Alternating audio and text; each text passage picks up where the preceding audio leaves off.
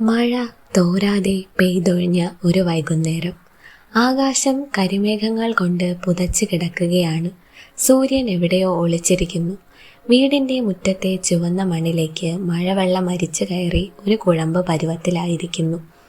വീടിൻ്റെ മേൽക്കൂരയിലെ പഴയ ഓടുകളിൽ നിന്നും അടർന്നു വീഴുന്ന ഓരോ തുള്ളിയും മുറ്റത്തെ വെള്ളക്കെട്ടിൽ പതിക്കുമ്പോൾ ഉണ്ടാകുന്ന ശബ്ദം പാറുവിൻ്റെ കാതുകളിൽ വലിയൊരു വിള്ളൽ പോലെയാണ് അനുഭവപ്പെട്ടത്.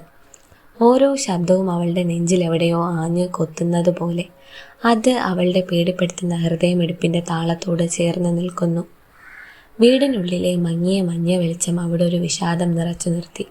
അടുക്കളയിൽ നിന്ന് പാത്രങ്ങൾ ഒന്നിനോട് തട്ടുന്ന ശബ്ദവും വെള്ളം തിളയ്ക്കുന്നതിൻ്റെ ഒരു മടുപ്പിക്കുന്ന ഒച്ചയും കേൾക്കാം. അമ്മ സുഭദ്രയുടെ മുഖത്ത് തിരക്കിൻ്റെ പാടുകൾ മാത്രം. ഹാളിലെ പഴയ ടെലിവിഷനിൽ വാർത്തകൾ ഇരമ്പുന്നുണ്ടെങ്കിലും ആരും അതൊന്നും കാണുന്നില്ല. എല്ലാവരും അവരവരുടെ ഭാരങ്ങൾ ചുമന്നുകൊണ്ട് മൗനത്തിൻ്റെ തടവറയിലാണ്. പാറു വാതിലിനരികിൽ നിന്ന് പുറത്തേക്ക് നോക്കി.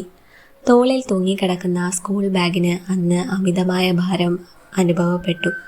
അവൾ തൻ്റെ കയ്യിലുണ്ടായിരുന്ന പരീക്ഷാ ഫലത്തിൻ്റെ ആ ചെറിയ കടലാസ് മുറുക്കെ പിടിച്ചു. വിരലുകൾ തണുത്തു മരവിച്ചിരിക്കുന്നു. ഉള്ളംകൈ വിയർക്കുന്നുണ്ടായിരുന്നു. ചുറ്റുമുള്ള നിശബ്ദത അവളുടെ ഹൃദയമിടിപ്പിനെ വർദ്ധിപ്പിച്ചു. ആ കടലാസ് അവളുടെ പേടിയുടെ മറ്റൊരു രൂപമായി മാറിയിരിക്കുന്നു. വിറയ്ക്കുന്ന കൈകളോടെ അവൾ അത് ഒന്നുകൂടി തുറന്നു നോക്കി. ചുവന്ന മഷിയിൽ തെളിഞ്ഞു നിൽക്കുന്ന ബയോളജി 29. ആ സംഖ്യ കണ്ടതും അവളുടെ തൊണ്ട വറ്റി വരണ്ടു. ശ്വാസം കിട്ടാതെ അവൾ പിടഞ്ഞു. കഴിഞ്ഞ പരീക്ഷയ്ക്ക് ശേഷം അച്ഛൻ മാധവൻ അലറിയ ആ വാക്കുകൾ ഇപ്പോഴും അവളുടെ ചെവിയിൽ മുഴങ്ങുന്നുണ്ട്. ഇനി ബയോളജിക്ക് കൂടി തോറ്റാൽ നിന്നെ ഞാൻ ജീവനോടെ വിടില്ല. ആ വാചകം അവളുടെ അസ്ഥികളിൽ വരെ തറച്ചതുപോലെ അവൾ കണ്ണുകൾ ഇറുക്കെ അടച്ചു. ഈ വാതിലിനുള്ളിലേക്ക് കാലെടുത്ത് വച്ചാൽ പിന്നെ എന്തായിരിക്കും സംഭവിക്കുക? അച്ഛൻ്റെ കോപത്തിൻ്റെ തീഷ്ണതയെ നേരിടാൻ അവൾക്ക് കഴിയില്ല. പക്ഷെ അകത്തേക്ക് പോകാതെ വേറെ വഴിയില്ല. പതുക്കെ വാതിൽ തള്ളി അവൾ അകത്തേക്ക് കടന്നു. എന്താടി അവിടെ നിൽക്കുന്നേ? അകത്തേക്ക് വാ. അടുക്കളയിൽ നിന്ന് അമ്മയുടെ ശബ്ദം കടുപ്പത്തിൽ വന്നു. പാറു ഒരു ഞെട്ടലോടെ അകത്തേക്ക് കാലെടുത്ത് വെച്ചു. ഹാളിലെ സോഫയിൽ അച്ഛൻ മാധവൻ ഇരിക്കുകയാണ്. ടി വിയിലേക്ക് നോക്കിയിരിക്കുകയാണെങ്കിലും അദ്ദേഹത്തിൻ്റെ മുഖത്ത് കടുപ്പമേറിയ ഭാവമാണ്. പ്രിയ സോഫയിൽ കിടന്ന് ഫോണിൽ എന്തോ തിരക്കിലാണ്. പാറുവിനെ കണ്ടതും പ്രിയയുടെ ചുണ്ടിൽ ഒരു പുച്ഛം വിരിഞ്ഞു. അവൾ പാറുവിനെ ഒരു തരം അവജ്ഞതയോടെ നോക്കി. വന്നു മഹാറാണി, പ്രിയ പരിഹാസത്തോടെ പറഞ്ഞു. പാറു മറുപടി ഒന്നും പറഞ്ഞില്ല. ബാഗ് എടുത്ത് നേരെ മുറിയിലേക്ക് പോകാൻ തിരിഞ്ഞതായിരുന്നു അവൾ. റിപ്പോർട്ട് കാർഡ് എവിടെ? അച്ഛൻ്റെ ആ ചോദ്യം കേട്ടപ്പോൾ പാറുവിൻ്റെ കാലുകൾക്ക് ബലം നഷ്ടപ്പെട്ടു. അവൾ പതുക്കെ തിരിഞ്ഞു. അച്ഛൻ കൈനീട്ടി. വിറയ്ക്കുന്ന കൈകളോടെ അവൾ ആ കടലാസ് അദ്ദേഹത്തിന് നേരെ നീട്ടി. അദ്ദേഹം അത് പിടിച്ചു വാങ്ങി. വീട്ടിൽ നിശബ്ദതയുടെ ഒരു വലിയ തിരമാല പടർന്നു. ടി വിയിലെ ശബ്ദം മാത്രം കേൾക്കാം. പാറുവിന് തൻ്റെ സ്വന്തം ഹൃദയമിടിപ്പ് ഒരു താളം പോലെ കേൾക്കാമായിരുന്നു. അച്ഛൻ ഓരോ വിഷയങ്ങളും പരിശോധിച്ചു. Maths 71, physics 64. അച്ഛൻ്റെ മുഖത്ത് പ്രത്യേകിച്ച് ഭാവമൊന്നുമില്ലായിരുന്നു. പക്ഷേ ബയോളജിയുടെ മാർക്ക് കണ്ട നിമിഷം അദ്ദേഹത്തിൻ്റെ കണ്ണുകൾ ഇരുൾ പരന്നു. മുഖം ദേഷ്യം കൊണ്ട് ചുവന്നു തൊടുത്തു. ഇതെന്താടി? അച്ഛൻ ഗർജിച്ചു. പ്രിയ എഴുന്നേറ്റ് അച്ഛൻ്റെ അടുത്തേക്ക് വന്നു. എത്രയാ? അവൾ ചോദിച്ചു. അച്ഛൻ റിപ്പോർട്ട് കാർഡ് അവൾക്ക് കാണിച്ചു കൊടുത്തു. അയ്യോ, 29? പ്രിയ ചിരിച്ചു. ഇവൾക്ക് പഠിക്കാൻ തലയില്ല അച്ഛാ, ഞാൻ അപ്പോഴേ പറഞ്ഞതല്ലേ. അവൾ പാറുവിനെ നോക്കി കൊഞ്ഞനം കുത്തി. പാറു തലകുനിച്ച് നിന്നു. തൊണ്ടയിൽ എന്തോ ഒരു കല്ല് വന്നടിഞ്ഞതുപോലെ അവൾ ശ്വാസം മുട്ടി. നിന്റെ ക്ലാസ്സിൽ ഏറ്റവും കുറഞ്ഞ മാർക്കാണോ ഇത്? അച്ഛൻ്റെ ശബ്ദം ആ വീടിൻ്റെ ഭിത്തികളിൽ പ്രതിധ്വനിച്ചു. പാറുവിന് മറുപടി പറയാൻ കഴിഞ്ഞില്ല. അറിയില്ല, അവൾ വിറയലോടെ പറഞ്ഞു. അറിയില്ല പോലും, പ്രിയ പരിഹസിച്ചു. അച്ഛൻ റിപ്പോർട്ട് കാർഡ് മേശപ്പുറത്തേക്ക് ദേഷ്യത്തോടെ എറിഞ്ഞു. നിന്നെ പഠിപ്പിക്കാൻ ഞാൻ പണം ചെലവാക്കുന്നത് വെറുതെ ആണല്ലോ. പാറുവിൻ്റെ കണ്ണുകൾ നിറഞ്ഞു തുളുമ്പി. കരഞ്ഞു പോകാതിരിക്കാൻ അവൾ തൻ്റെ വിരലുകൾ തമ്മിൽ മുറുക്കി പിടിച്ചു. ആ വേദനയെങ്കിലും അവൾക്ക് താങ്ങാവുന്നതേ ഉണ്ടായിരുന്നുള്ളൂ. പ്രിയയെ ഒന്ന് നോക്ക്. അച്ഛൻ പ്രിയയിലേക്ക് വിരൽ ചൂണ്ടി. നിന്നെപ്പോലെ അവളും ഇതേ വീട്ടിലല്ലേ പഠിച്ചത്? പ്രിയ ഒരു വിജയഭാവത്തോടെ അച്ഛൻ്റെ അടുത്ത് നിന്നു. അച്ഛാ, ഇവൾ പഠിക്കുന്നതിലും കൂടുതൽ സമയം ജനലിലൂടെ പുറത്തേക്ക് നോക്കിയിരിക്കും. പ്രിയയുടെ വാക്ക് പാറുവിൻ്റെ നെഞ്ചിൽ ഒരു മുള്ളുപോലെ തറഞ്ഞു. അച്ഛൻ പെട്ടെന്ന് എഴുന്നേറ്റു. പാറു ഭയത്തോടെ പിന്നോട്ടടി വെച്ചു. അച്ഛൻ്റെ മുഖത്തെ ക്രൂരമായ ഭാവം കണ്ടതും പാറുവിൻ്റെ ശരീരം തണുത്തു വിറച്ചു. ആദ്യത്തെ അടി വീഴുന്നതിന് മുൻപേ തന്നെ ചോദ്യങ്ങൾ തുടങ്ങി. പിന്നീട് ബെൽറ്റ് വായുവിൽ ഉയർന്നു. പാറു കണ്ണുകൾ ഇറുക്കി അടച്ചു. ബെൽറ്റിൻ്റെ ഓരോ അടിയിലും അവളുടെ ശരീരം തുടിച്ചു.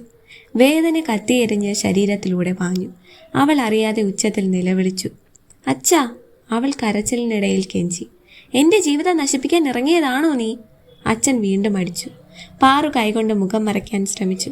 അടിക്കല്ലേ അച്ഛേ! അവളുടെ വാക്കുകൾ മുറിഞ്ഞു പോയിരുന്നു. അമ്മ അടുക്കള വാതിൽക്കൽ നിസ്സഹായിയായി നിൽക്കുന്നുണ്ടായിരുന്നു. അവർ അടുത്തേക്ക് വന്നില്ല. പ്രിയ അതെല്ലാം കണ്ട് ഒന്നും സംഭവിക്കാത്തതുപോലെ നിന്നു. ഇനി ഇംഗ്ലീഷിന് കൂടി തോറ്റാൽ? അച്ഛൻ പാറുവിൻ്റെ മുടിയിൽ പിടിച്ച് മുഖം മേലോട്ടുയർത്തി. നിന്നെ ഞാൻ ജീവനോടെ വിടില്ല. ആ വാക്കുകൾ കേട്ട നിമിഷം പാറുവിൻ്റെ ശ്വാസം നിലച്ചു. അച്ഛൻ കോപത്തിൽ എന്തും ചെയ്യുമെന്ന് അവൾക്ക് നന്നായി അറിയാം. കഴിഞ്ഞ മാസം ചൂടാക്കിയ ചട്ടുകം കൊണ്ട് അച്ഛൻ അവളെ പൊള്ളിച്ചത് ഇതേപോലൊരു ദേഷ്യത്തിനിടയിലാണ്. ആ പാടിപ്പോഴും അവളുടെ കയ്യിലുണ്ട്. കേട്ടോ? അച്ഛൻ വീണ്ടും ചോദിച്ചു. പാറു പെട്ടെന്ന് തലയാട്ടി. കവിളിലൂടെ കണ്ണുനീർ ഒലിച്ചിറങ്ങി. അവൾക്ക് സ്വന്തം ശരീരത്തിൽ നിന്ന് ഓടി രക്ഷപ്പെടണമെന്ന് തോന്നി. അച്ഛൻ ബെൽറ്റ് നിലത്തേക്ക് വലിച്ചെറിഞ്ഞു. എന്നിട്ട് വീണ്ടും സോഫയിൽ പോയി ഇരുന്നു. പ്രിയ റിപ്പോർട്ട് കാർഡ് എടുത്തു നോക്കി. അയ്യോ, ബയോളജിയിൽ പോലും പാസ് മാർക്ക് കഷ്ടിച്ചോ? ഇവൾക്കാരെങ്കിലും സയൻസ് പഠിക്കാൻ കൊടുക്കുമോ?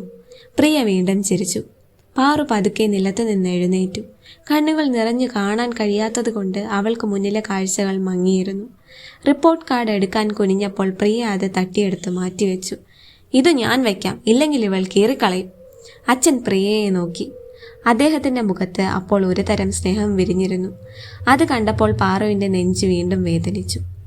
കഴിഞ്ഞ ആഴ്ച പ്രിയയ്ക്ക് പനി വന്നപ്പോൾ അച്ഛൻ രാത്രി മുഴുവൻ അവളുടെ കൂടെയിരുന്നു. ഇന്ന് തനിക്ക് എന്ത് സംഭവിച്ചാലും ആർക്കും ഒന്നും പരാതിയില്ല. വെള്ളം പോലും ചോദിക്കാൻ ആരുമില്ല. അവൾ മുറിയിലേക്ക് നടന്നു. കാലുകൾക്ക് നല്ല വേദനയുണ്ട്. മുറിയുടെ വാതിൽ അടച്ചതും അവൾ പൊട്ടിക്കരഞ്ഞു. വായ പൊത്തിപ്പിടിച്ചിട്ടും ആ കരച്ചിൽ പുറത്തു വന്നു. അവൾ നിലത്തേക്ക് തളർന്നിരുന്നു. ജനാലയിലൂടെ മഴവെള്ളത്തിൻ്റെ മണം വീടിനുള്ളിലേക്ക് അടിച്ചു കയറി. പാറു കണ്ണുകൾ മുറുക്കി അടച്ചു. ഞാനില്ലായിരുന്നുവെങ്കിൽ ഇവർക്കെല്ലാം സമാധാനമായേനെ. ആ ചിന്ത വീണ്ടും മനസ്സിലേക്ക് വന്നു. അവൾക്ക് തോന്നുന്നത് പോലെ തന്നെ എല്ലാവർക്കും അതല്ലേ നല്ലത്. ഈ വീട്ടിൽ ഒരു അധികപ്പറ്റായി ജീവിക്കുന്നതിലും നല്ലതല്ലേ മരണം. അച്ഛൻ്റെ സ്നേഹം ലഭിക്കാത്ത, ചേച്ചിയുടെ പരിഹാസം മാത്രം കേൾക്കുന്ന താൻ എന്തിനാണ് ഇവിടെ ജീവിക്കുന്നത്? അവൾ കണ്ണാടിയുടെ മുന്നിൽ പോയി നിന്നു. കവിളിൽ ബെൽറ്റിൻ്റെ ചുവന്ന പാട് തെളിഞ്ഞു നിൽക്കുന്നു. മുടി അലങ്കോലമായി കിടക്കുന്നു. കണ്ണുകൾ വീർത്തു ചുവന്നിരിക്കുന്നു. എന്നെ കണ്ടാൽ ആർക്കും ഇഷ്ടം തോന്നില്ലല്ലോ, അവൾ സ്വയം മന്ത്രിച്ചു. കണ്ണാടിയിലേക്ക് നോക്കാൻ പോലും അവൾക്ക് പേടിയായിരുന്നു. പുറത്തുനിന്നും പ്രിയയുടെ ചിരി വീണ്ടും കേട്ടു. ആ ശബ്ദം പാറുവിൻ്റെ നെഞ്ചിൽ ആഞ്ഞു കൊത്തി. അവൾ കട്ടിലിൽ കിടന്നു. ശരീരമാകെ വേദനിക്കുന്നു. പക്ഷെ അതിലും വേദന അച്ഛൻ്റെ വാക്കാണ്, ജീവനോടെ വിടില്ല എന്നത്. അവൾ ബയോളജി പുസ്തകം എടുത്തു. പേജുകൾ മറിച്ചു. ഒന്നും മനസ്സിലാകുന്നില്ല.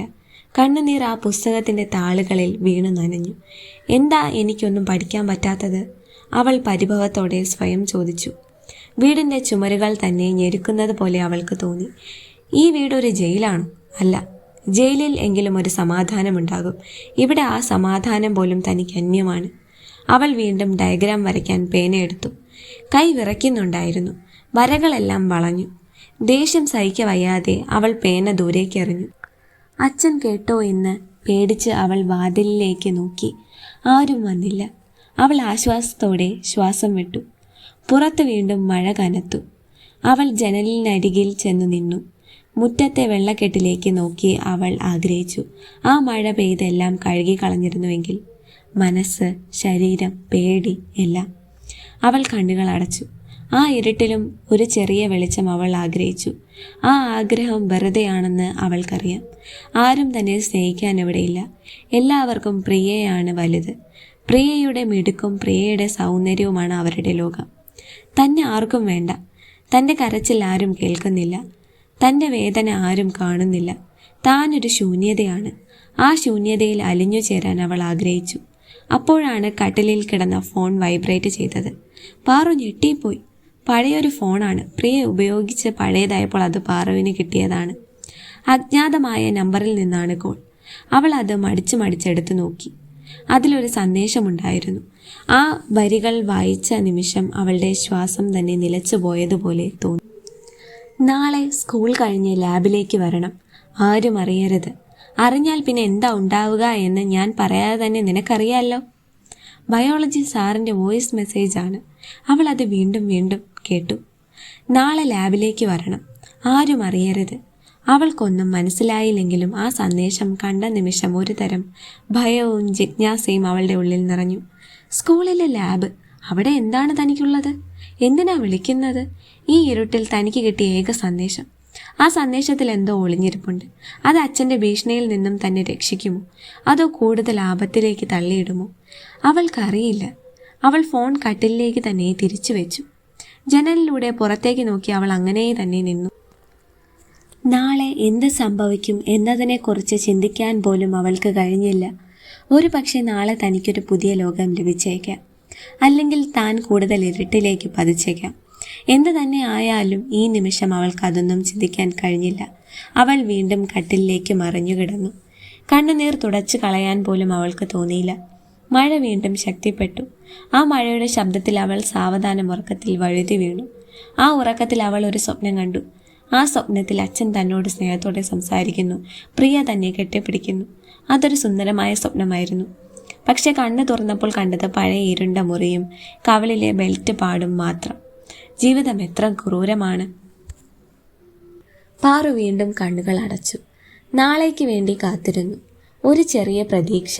അത് വെറും ഒരു സ്വപ്നമായിരിക്കുമോ, അതോ ജീവിതത്തിലെ വഴിത്തിരിവോ? നാളെ അറിയാം.